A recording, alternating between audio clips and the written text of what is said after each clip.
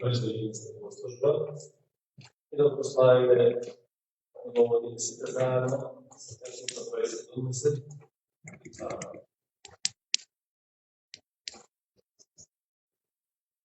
Денес е денот Господен, во кој возможи сите да се радуваме и да оставаме секундите пред.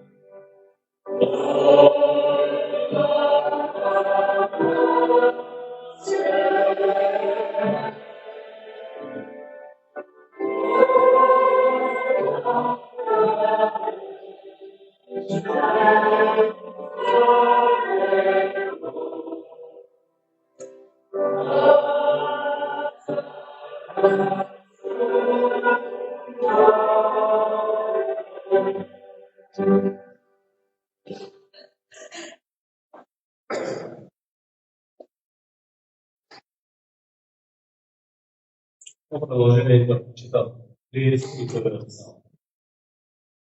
Псалм 31, преведение. Кајте ме, Господи, Соломон, да не се посрамам никогаш. Според праведноста своја спаси, приклони го убото Твое кон мене, побрзај да ме исправиш. Биди Бог заштитник и прибежище, за да се спасува. Зашто ти си кадра моја и крепост моја. заради името Твое победиме и управуваме со мене. И светиме од оваа ставица, која потајно ми ја поставија, зашто ти си мој зачек. Во Твоите раце го предавам духот свој, ти си ме откупил, Господи, Боже на вистина. Не би се били оние што почитуваат ништожни идоли, но јас имам вера во Господ. Ќе се радувам и ќе се веселам поради Твојата милост, зашто Ти погледна на баката моја, ја спаси од патина душата моја. И не ме предаде по рацете на непријателите мои, нозете мои ги подстави на чистија. Смилувај ми се кон мене, Господи, зашто сум отишчен од скрб. Ми се исушија од тага окото моја, душата моја и утробата моја. Го умирувам во жал животот мој и годините мои се воздишни. Изнеможе силата моја, доските мои се ситаа. Пред сите непријатели мои станат запекнат, дури и пред соседите мои, а и плашило запознатите мои. Оние што ќе ме видат на улица, бегаат од мене. Заборавен, како мртовец сум во срцата на луѓето, станат како свршен сан, бидејќи чув дека мнозина околу мене поглупно шепот. И кога ќе се соберат заедно, се преговараат, душата моја да ми ја одзема. Јас пак имам вера во Тебе, Господи, и велам, Ти си мој Бог. Дните мои се во Твоите раце. Избави ме од рацете на непријателите мои и од гонителите мои. Нека засветли лицето Твое на слугата Твој, спаси ме поради Твојата милост. Господи, не допуштај да се посрамам поради тоа што до Тебе повикав. Нечестивите нека се посрамат и нека заудат во светот на мртвите. Да онемеат на живите усти, што говорат лошото и праведниот со горделивост без зел. Колку е голема добрината Твоја, Господи, што си ја запазил за оние кои имаат почит кон Тебе и што си ја приготвил за оние кои имаат вера во Тебе, пред очите на синовите човечки.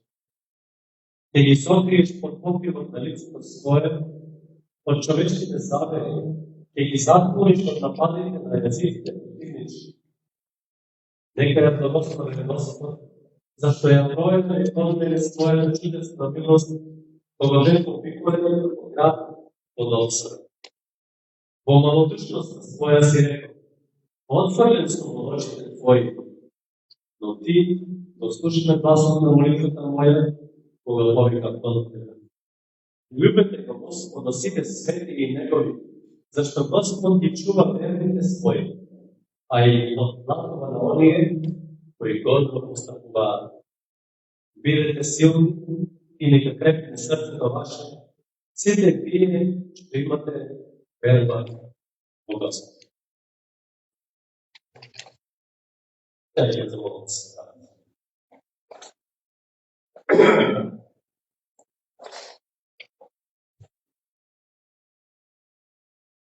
И во тоа прекрасно добро утро, Господи Боже наш, можеме да се собереме овде заедно, ставајќи нашите домови и се што да окружуват, да ги смириме нашите срца пред Тебе, да ги насочиме нашите уши кон Тебе и кон Таз. Нашите очи гледаат на вистините од каде што доаѓа секоја наша помош. Доаѓаме и во овој неделен ден да Те прославиме заедно, заради Твојата добрина, заради Твојата милост, заради Твојата љубов, кој неизмерно ни ги покажуваш и откриваш во нашето секојдневие. И благодариме во Боже наш за изминатата седмица и со секој ден посебно во неја, за различните искуства кои можеме да ги имаме, преко кои Ти однове обогатуваше, ираше, праваше и ставаше. И благодариме за тоа што не е остава ставено, не придржуваш додека патуваме низ ситуација, ние во секоја ситуација и си близко до оние кои ќе биваат на терен,